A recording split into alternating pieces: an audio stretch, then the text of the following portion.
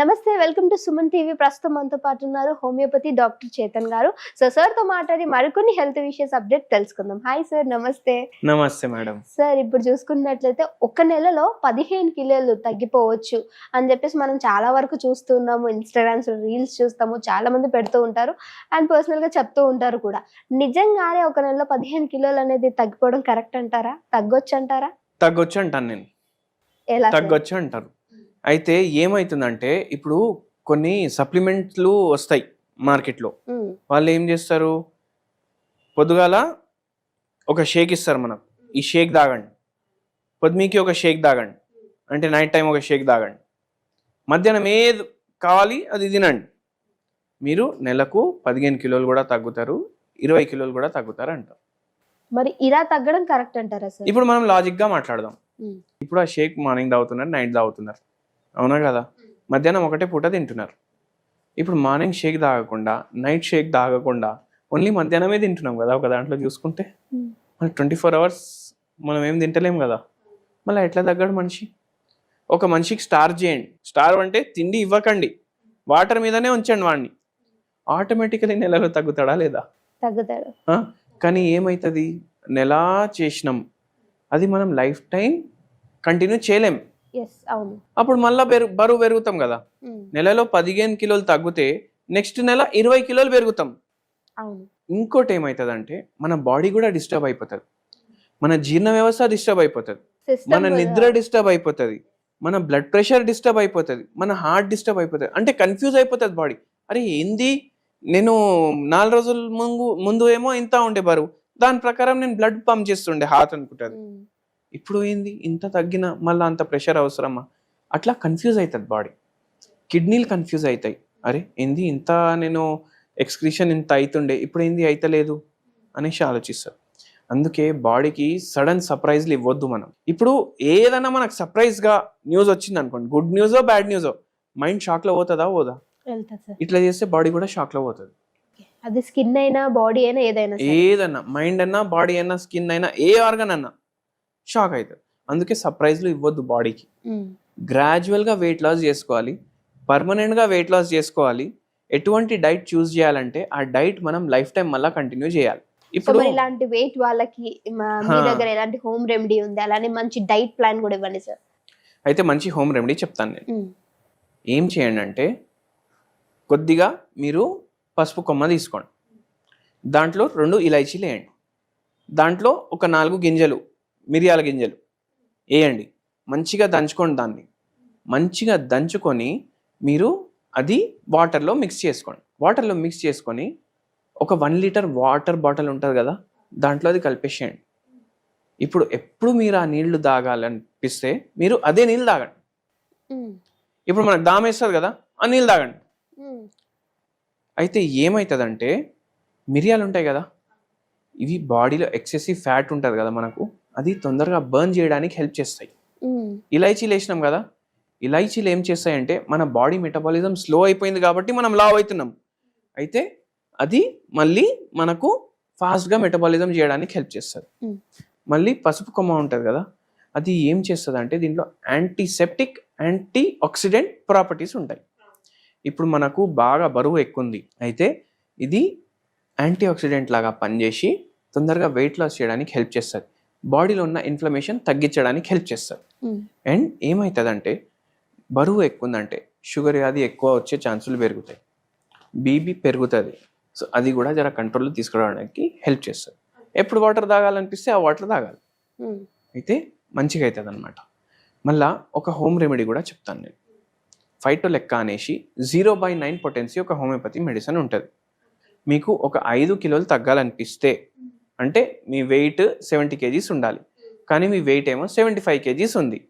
అప్పుడు మీరు ఏం చేయాలంటే, ఇది ఫైటోలెక్కా 0/9 పొటెన్సీ డైలీ 4 గోళీలు నైట్ టైం, 4 గోళీలు మార్నింగ్ టైం వేసుకోవాలి. వేసుకుంటే ఏమవుతుంది, ఒక 3 కిలోల నుంచి 5 కిలోల వరకు తగ్గడానికి హెల్ప్ అవుతుంది. కానీ మన బరువు 100 ఉంది, 110 ఉంది, 140 ఉంది, అప్పుడు మీరు హోమియోపతి మెడిసిన్ వాడండి. సో వెయిట్ లాస్కి చాలా మంచిగా పనిచేస్తాయి. ఎందుకంటే మన ఇండివిజువలైజ్డ్ అప్రోచ్ తీసుకుంటాం. దీంట్లో ఇండివిజువలైజ్డ్ అప్రోచ్ తీసుకోవడం వల్ల ఏమవుతుందంటే, మనకు వెయిట్ లాస్ పర్మనెంట్ అవుతుంది. మళ్ళీ తర్వాత చూడండి, ఇప్పుడు వెయిట్ లాస్ మనం చేస్తాం, కానీ తర్వాత నేను అన్ని రోజులు 7 రోజుల్లో 8 రోజులు నేను బయట తింటానంటే నడవదు. సో మనం దాన్ని బట్టి డయట్ మెయింటైన్ చేసుకోవాలి. తర్వాత ఏది పడితే అది తినొద్దు, ఇంట్లో వండుకొని తినండి. మీకు ఏది ఇష్టం ఉంటే ఇంట్లో వండుకొని తినండి. మీకు ఎంత తినాలనిపిస్తే దానికన్నా సగం తినండి. ఆటోమేటికలీ ఎప్పుడైనా ఏమవుతుంది, వెయిట్ లాస్ స్టాగ్నెంట్ ఉంటుంది, వెయిట్ స్టాగ్నెంట్ ఉంటుంది. వెయిట్ లాస్ లైఫ్లో మళ్ళీ అవసరం పడదు. ఇప్పుడు వెయిట్ ఎందుకు పెరిగింది, వెయిట్ ఎందుకు పెరుగుతుంది, మనకు బాడీకి ఎంత కావాలో దానికన్నా ఎక్కువ ఇస్తాం. థైరాయిడ్ వ్యాధి, షుగర్ వ్యాధి, బీపీ వ్యాధి వీటితో పెరుగుతుంది. నిద్ర లేకపోతే పెరుగుతుంది. అయితే మనం ఏం చేయాలి, కరెక్ట్గా నిద్ర తీసుకోవాలి. అన్ని ఏ వెబ్ సిరీస్ అంటే డైలీ ఒక వెబ్ సిరీస్ చూస్తానంటే నడవదు. ఏం చేయాలి, మంచిగా నిద్ర తీసుకుంటే మనకు బాడీ రికవర్ అవుతుంది నెక్స్ట్ డే కోసం. దాంతోపాటు బరువు పెరగకుండా చూస్తుంది. అది మళ్ళీ ఫిజికల్ యాక్టివిటీ పెట్టుకోవాలి. అండ్ దాని తర్వాత వెరీ ఇంపార్టెంట్లీ మైదా పిండితో చేసిన అన్ని లైఫ్లోకి వెళ్ళి తీసేయండి. మైదా పిండి ఇప్పుడు మీరు ఏమైనా కొంటున్నారు, దాని వెనకాల మైదా పిండి ఉందా లేదా? దీంట్లో బిస్కెట్లు తింటాం కదా, అరే లైట్ ఉంటాయి బిస్కెట్లు, 2-3 చాయ్ తోటి తినేద్దాం అనేసి 7-8 తింటాం, దాంట్లో మొత్తం మైదా పిండి ఉంటుంది. అది తీసేయండి మీ లైఫ్లోకి వెళ్ళి. ఇప్పుడు మల్టీగ్రెయిన్ బిస్కెట్లు వస్తాయి, దాని వెనకాల కూడా తిప్పి చూడండి, అసలు దీంట్లో మైదా పిండి ఉందా లేదా, 100% మల్టీగ్రెయినా అనేసి. మైదా ఉంటే తినకండి, అది మీరు గుర్తుపెట్టుకోండి. అండ్ ఇప్పుడు మార్నింగ్ ఫర్ ఎగ్జాంపుల్ ఇడ్లీలు వండిన ఇంట్లో మీకు 4 ఇడ్లీలు తినాలనిపిస్తుంది, మంచిగా చట్నీ వేసుకొని, కొబ్బరి చట్నీ ఉందనుకోండి, మంచిగా తినాలనిపిస్తుంది, తినకండి. 2 ఇడ్లీలు తినండి. కొబ్బరి చట్నీ ఎందుకు తినొద్దు, దాంట్లో కార్బ్స్ ఎక్కువ ఉంటాయి. మనం కార్బోహైడ్రేట్ ఇంటేక్ తక్కువ చేయాలి, అందుకే గ్రౌండ్నట్ చట్నీ వాడండి. అంటే ఒబెసిటీ ఉన్నప్పుడా సార్? ఒబెసిటీ ఉన్నప్పుడు కానీ, షుగర్ వ్యాధి ఉన్నప్పుడు కానీ, బీపీ వ్యాధి ఉన్నప్పుడు కానీ ఇవి హెల్దీ. బట్ ఒబెసిటీ ఉంటే, వెయిట్ ఎక్కువ ఉంటే ఇవి పాటించండి మీరు. మార్నింగ్ 4 ఇడ్లీలు తినాలనిపిస్తుంది, బరువు ఎక్కువ ఉంది మనకు, 2 తినాలి, ఆపేసేయాలి. దాని తర్వాత ఆపేసేయాలి. మళ్ళీ మధ్యాహ్నం ఇంత రైస్ తినాలనిపిస్తుంది అంటే 1 kg రైస్ తినాలనిపిస్తుంది మనకు, 1/2 kg రైస్ తినాలి, ఆపేసేయాలి. దాని తర్వాత నైట్ ఏం తింటున్నారు, అది సగం తినండి.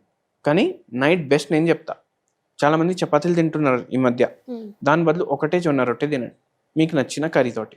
వెయిట్ ఎట్లా తగ్గదు మనం చూద్దాం. జొన్న రొట్టె ఏ విధంగా మన బాడీకి ఎఫెక్ట్ అయి చూపిస్తుంది అంటారు సార్? జొన్న రొట్టె ఏ విధంగా ఎఫెక్ట్ చూపిస్తుంది అంటే, ఇప్పుడు మనం చపాతీలు తిన్నాం అనుకోండి, 2 కూడా తింటాం, 3 కూడా తింటాం. జొన్న రొట్టె తింటే ఒకటే తింటాం, కడుపు నిండిపోతుంది, అమ్మయ్య సాల్వ్ అయ్యి అని అనిపిస్తుంది.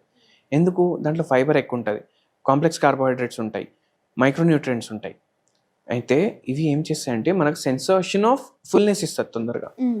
సో అది మనం క్వాంటిటీ తగ్గించినాం, మళ్ళీ క్వాలిటీలో కూడా తేడా పడుతుంది. ఎట్లా, ఫైబర్ ఎక్కువ ఉంది కదా, కార్బోహైడ్రేట్ తక్కువ ఉంది, కాంప్లెక్స్ కార్బోహైడ్రేట్ ఉన్నది కూడా. సో దాంతో షుగర్ లెవెల్స్ తగ్గుతాయి, వెయిట్ కూడా తగ్గుతుంది. ఓకే సార్, అయితే ఇప్పుడు 100 kg ఉన్న వాళ్ళు తీసుకునే ఇంటేక్ ఫుడ్ అండ్ అలానే 50 kgs ఉన్న వాళ్ళు తీసుకునే ఇంటేక్ ఫుడ్ ఒకే విధంగా ఉంటుందంటారా?